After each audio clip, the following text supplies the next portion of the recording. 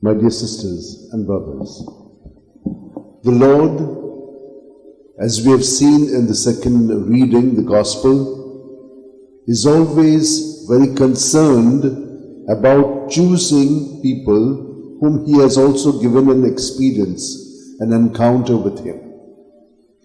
What happens in an encounter with Jesus? You may first have an external encounter in which you're quite, taken up by some things that have happened. But when you're touched internally by that encounter, which may take place after some time, then there is something that happens to us. The experience transforms us, and we are now convinced about certain things. And these convictions make us who we are. They add a new dimension, make us more closer to God and in God to others. And that is why we begin to serve others as God serves us. Not as we serve each other at the top level. But when we are touched and we have an encounter with Jesus, we serve to the point of laying down our life for others. That is how we see in the first reading that God builds us all up in His Son Jesus. But how? Through the apostles, through the church. Initially, they could encounter Jesus in the person of Jesus. But now they encounter Jesus in the church, in those who are chosen to be the representatives of Jesus' presence. Not only the hierarchy, everyone. So all of us are important because we are also in our own places leading the others.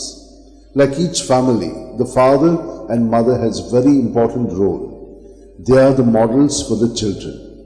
And therefore, they must live in communion with Jesus, so that that encounter with Jesus will help them constantly to attend to the problems, challenges, difficulties that they face, and also the good things that happen in their life.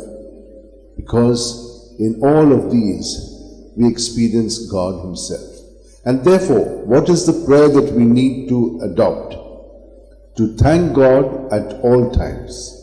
And as yesterday we saw, to remain united to Him in the Spirit at all times. So how do you do that? As I said, as we breathe in, that is how we are very connected with the Spirit of Jesus. And when we thank God for all that is happening, we will see how God, through every incident, is making us encounter Him who is always taking care of us. Evil does not come from God. It comes from the evil one. But God brings good out of evil. He shows us how to attend to it. Like all of us, we do not want to get disciplined. We would like to sleep all the time. But if you just go on sleeping, you'll become lazy. And then you can't do anything. So we need to discipline ourselves. We need to rise up. We need to do things. Then only there is progress. Otherwise, just by being there, doing nothing will happen. So there is a kind of always a struggle in our life. But when we do it with joy, and that will come when you're convinced and you have an experience, then you will see life is worth living for the glory of God and for the service of others. And that's what we see with those apostles who were with Jesus. Today we are focusing on two of them, of whom we know nothing about. Jude. One thing we know about Jude, that he wrote one of the small little letters.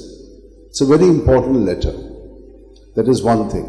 And secondly, since he is just not very important, the last resort is to him, to ask him to help us. It is not Judas Iscariot.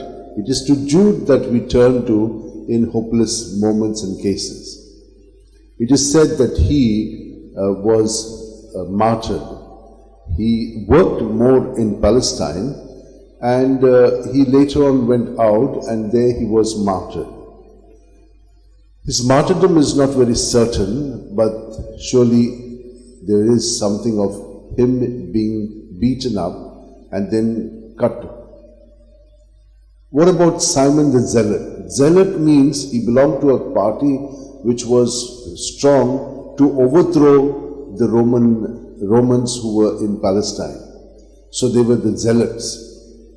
Probably he was also a lawyer, and he knew the law, the law of Moses, and from that he did not want others to occupy their sacred place. And so he was also accompanying Jude, it seems, and his journeys in Persia and other places, and then that is how he also suffered martyrdom. Let us pray to them that they who are not known, but we know one thing, that they were very closely associated with Jesus, and he chose them to be with him to spread the word. And so they did that by their lives and by the preaching that the Holy Spirit did through them. Let us ask them to intercede for us. Let us all hold our hands like this, keep our backs straight, close our eyes, and at every breath, as we breathe in, experience being filled with Jesus from your toes right up to your head, in your body, mind and spirit. And as you breathe out, empty everything that is there in you in Jesus' name, so that everything is squeezed out of your body in Jesus, so that once it is out, the next breath you're filled with only the goodness of Jesus in your body, mind and spirit.